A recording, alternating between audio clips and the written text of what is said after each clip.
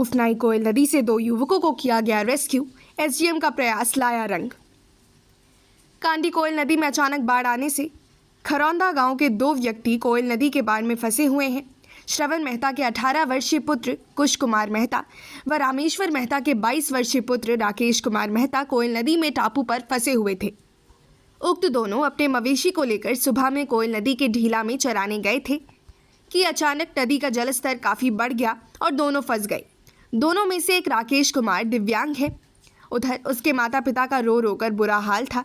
वहीं राकेश की मां कुंती कुंवर व कुश के पिता श्रवण मेहता नदी किनारे बैठकर अपने बेटे को वापस आने का इंतजार कर रहे थे। कोयल नदी में फंसे दोनों युवक नदी में उगे हुए कासी घास को पकड़कर खड़े थे।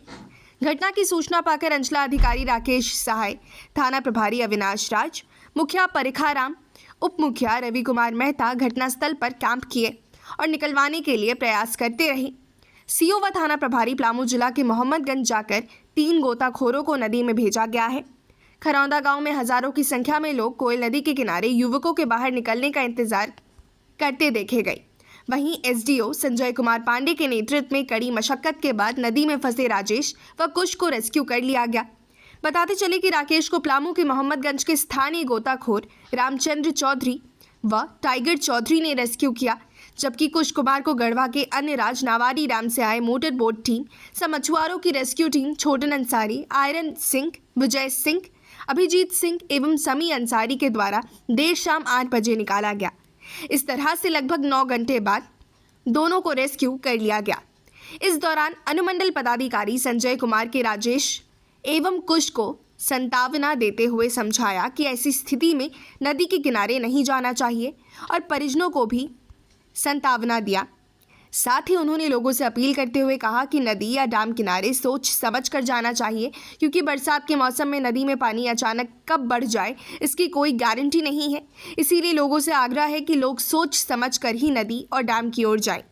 इधर सदर एसडीएम संजय कुमार पांडे ने अपनी महती भूमिका निभाया। इस दौरान मझियाओं पुलिस निरीक्षक से थाना प्रभारी सुनील कुमार तिवारी, एसआई नसीम अंसारी ने भी महत्वपूर्ण भूमिका रही। वहीं नदी में एक युवक को फंसे रहने का अंदेशा जताया गया है, जिसको लेकर शुक्रवार को फिर से मोटर बोट टीम के द्वारा खोजबीन की जाएगी। Bureau report, SN news. क्या नाम हुआ आपका? राकेश कुमार। पिताजी का घर कहाँ कहाँ गए हुए थे? कहाँ कैसे फंसे वहाँ कोयल नदी? भैंस लेके। अच्छा, भैंस लेकर के गए थे। हाँ। कितने बजे? एक बार बाहर गया, हम तो हमारे को भाई था। हाँ कल आवत ही दबी है। हाँ पपल कल पारा पर जाएंगे खा के फिर पपल पीने थे। एक बार बाहर आ गया। अच्छा, भाई जानकारी मिली कि कांडी के ये जयनगरा के पास कौन सा गाँव है? जयनगरा है।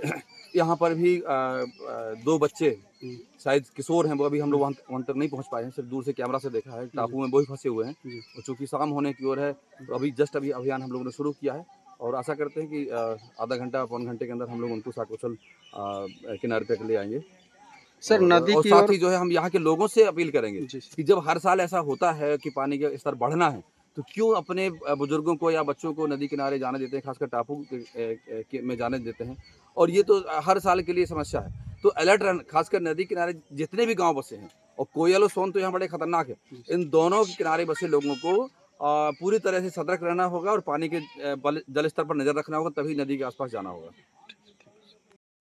कोई बात आप क्या आपको पेंशन मिलती है?